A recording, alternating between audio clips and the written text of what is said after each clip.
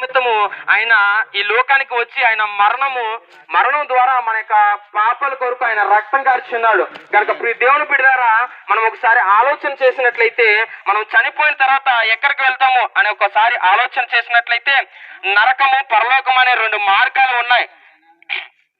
అయితే ప్రియ దేవుని బిడ్డలారా, ఆ రెండు మార్గాల్లో మనం ఏ మార్గంలో వెళ్ళాలి అని ఆలోచన చేసినట్లయితే మనమందరం ఒకటి ఆలోచిస్తాం, అయ్యా నేను ఈ భూలోకంలో ఎలా జీవించినా కానీ మనం పరలోకంలో వెళ్ళాలనే ఆశ అయితే మనకు ఉంది. కనుక మనం ఆ పరలోక రాజ్యానికి మనం చేరాలంటే ఒకటే మార్గము. ఆయన అంటున్నాడు, నేనే మార్గమును సత్యమును జీవనం అయి ఉన్నాను, నా ద్వారానే తప్ప ఎవడను తండ్రి వద్దకు వెళ్ళలేడని ప్రియ దేవుని బిడ్డలారా తెలియజేస్తుంది వాక్యము. కనుక మనం ఆ మార్గమును చేరాలంటే, ఆ మార్గంలో మనము వెళ్ళాలంటే, ఆ పరలోక రాజ్యమును మనము స్వాధీనం చేసుకోవాలంటే, ఆ పరలోక రాజ్యం మనం సోడు సంపాదించాలంటే మనము యేసుక్రీస్తు ప్రభువుని సొంత రక్షకునిగా అంగీకరించాలి ప్రియ దేవుని బిడ్డలారా. కనుక ఈ మాటలు విన్న మీరు, అయ్యా నేను కూడా పరలోక రాజ్యంలో చేరాలనుకుంటున్నాను, నేను కూడా ఆ పరలోక రాజ్యానికి వారసునిగా ఉండాలని